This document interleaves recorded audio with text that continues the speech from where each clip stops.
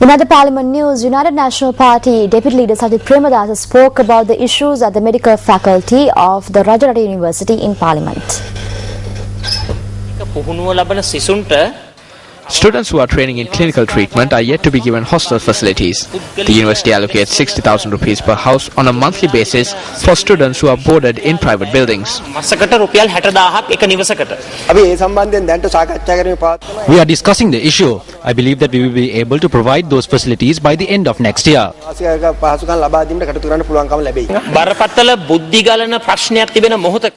At a time when there is a serious issue where lecturers and professors are leaving the country, what measures are you taking regarding this issue?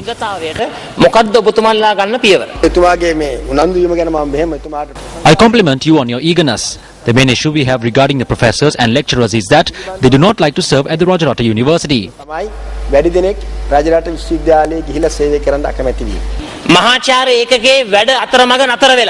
Work at the professors' unit is at a standstill. There is no lecture hall for lecturers in clinical studies. Students have to travel a long distance for those lectures. When will you finish what you started? We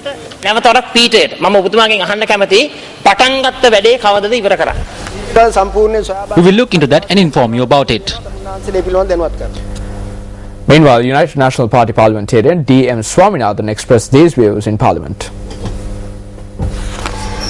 The term of the presidency, which was restricted for 2 terms, has been abolished, and there is no limitation for any individual to continue as the president of Sri Lanka.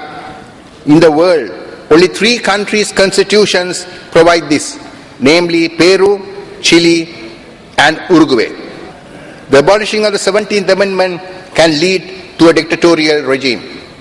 We have seen in the past the erosion of the judiciary, and the judiciary has been influenced by the executive in many instances. The 17th Amendment being approved by the Supreme Court and allowing the government to go ahead with the amendments even without a referendum shows a weak element of the judiciary. The government is looking at the international community's opinion and say that the international community cannot interfere with our internal problems. I certainly agree that the sovereignty of this country should not be infringed. But the said sovereignty cannot be curtailed the basic international standards of human rights.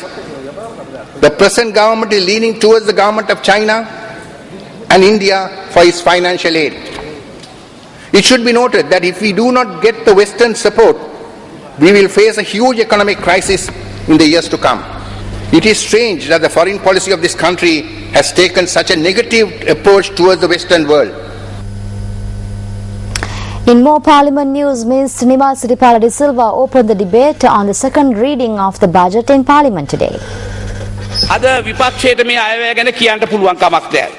Today the opposition has nothing to say about the budget.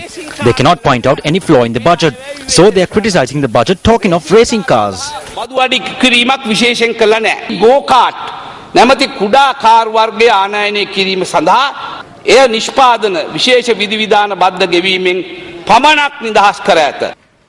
Any precipitate action to annul the 13th Amendment or to radically change the provisions contained therein would only confirm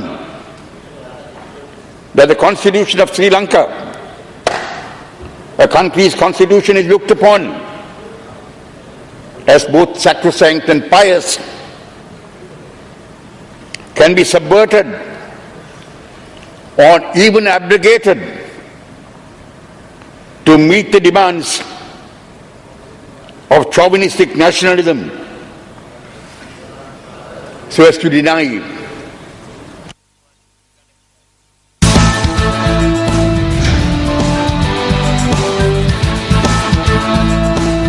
Welcome back to the news. On our developing story tonight, Commissioner General of Prisons PW Kudipli says that he has called for an interim report from the committee appointed to look into the clashes that took place at the Valikada prison. He noted that this report will be handed over to him during the course of the week.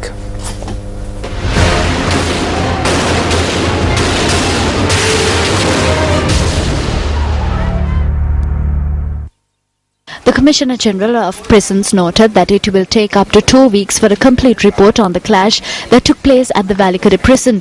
He notes that he was informed by the committee that statements have to be recorded from a large number of people and further investigations need to be conducted. It's not a secret that both lives and property were destroyed in the recent mayhem at the Valikade prison. Now, what you are unaware of is that a person who had nothing to do with this had been thrown onto the street following the incident. This is 74-year-old Perumal Raj Chellaya. Chellaya, who was jailed for 50 years, was released in 1993 under the rehabilitation program. Chellaya stated that due to the mayhem at the Valikade prison, a cart shop he had set up opposite the prison had been destroyed.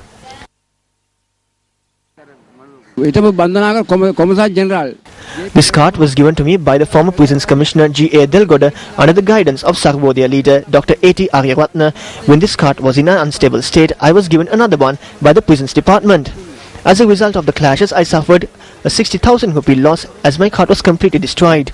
Now I am on the street wondering how I am going to survive. Parliamentarians Arjuna Ranatunga and Tiran Alas have replied to the letters sent to them by leader of the Democratic National Alliance, Sarath Fonseca, recently. In his response to the letter, Parliamentarian Arjuna Ranatunga says that he will continue to remain in the Democratic National Alliance as his decision to commit himself to provide solutions to the issues and the challenges faced by the people in this critical time remains unchanged. The letter adds that he learned to show gratitude to the people even before he contested the 2001 general election from his father, who devoted his life to serve the people.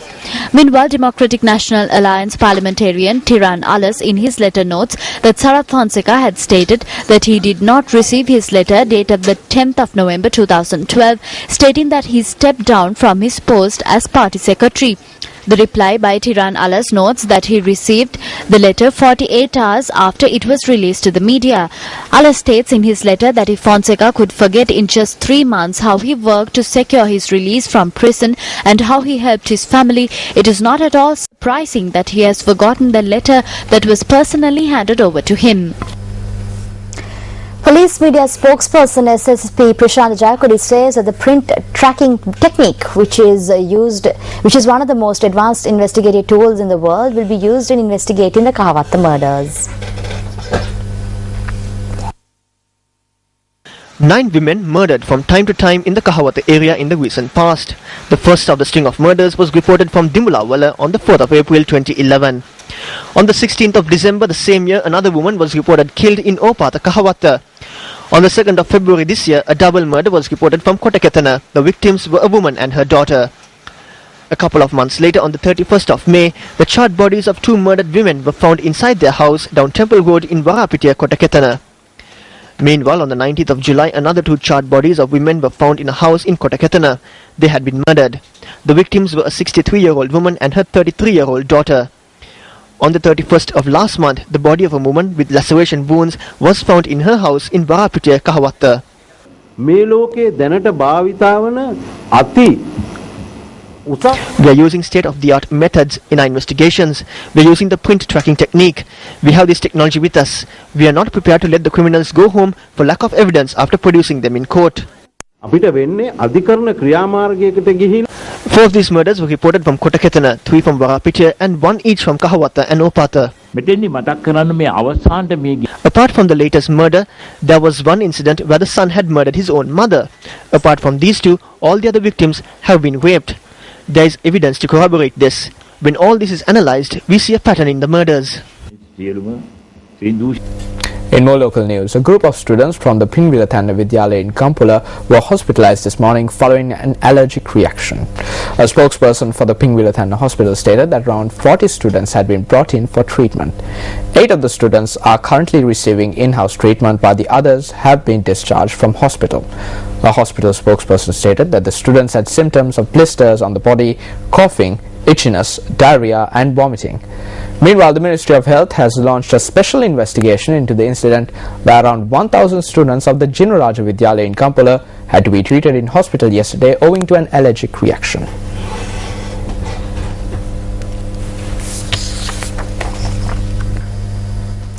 22 senior lawyers were sworn in as President's counsels before Chief Justice Dr. Shirane Bandaranaike today. They were sworn in during an official ceremony at the Supreme Court. A large group consisting of judges of the Supreme Court, the Court of Appeal, the Colombo High Court, District Courts and Magistrates Courts attended the event.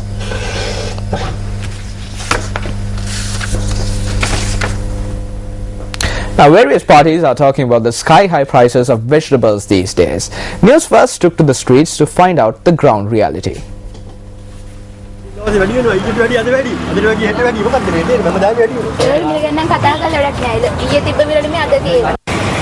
මේක ඇත්තද? එළවලු මිල ඇත්තටම වැඩි වෙලාද? මේ ගැන හොයලා බලන්න නිවුස් ෆස්ට් අපි නුගේකොට පොදු වෙළඳ පොළට ආවා. මං අතේ තියෙනවා රුපියල් 250ක්. අපි බලමු මේ රුපියල් 250ට මට මොනතරම් බඩු ප්‍රමාණයක් ගන්න පුළුවන්ද කියලා. කැරට් කීයද? 250ක් 50යි. මට කැරට් 250ක්. බොන්චි 250ක් 250ක් 50යි. එතකොට කිලෝ එකක් 200ක් යනවා. බීට්‍රූට් කොහමද? 250ක් 40යි. මිරිස් 100ක් 40යි. මිරිස් 100ක්.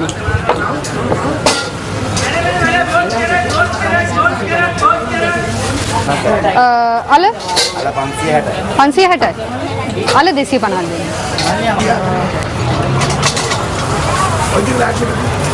මම පොළට ආවේ රුපියල් 250ක් අරගෙන. මේ මං ගත්ත බඩු මල්ල. මං අතේ තුනේ රුපියල් 10යි. මොකද්ද මෙහෙම වෙන්න හේතුව? මට රෝගය ඇල්ලුවා. කහ රෝගේ. මේ හුලඟට මල් ඇලුනා රීම එක එක විනාශලුණා. මේ ආපු අධික වැස්සයි හුලඟ නිසා වගාව හානි වුණා. We inquired about the prices of vegetables in Galle, Kandy and Colombo.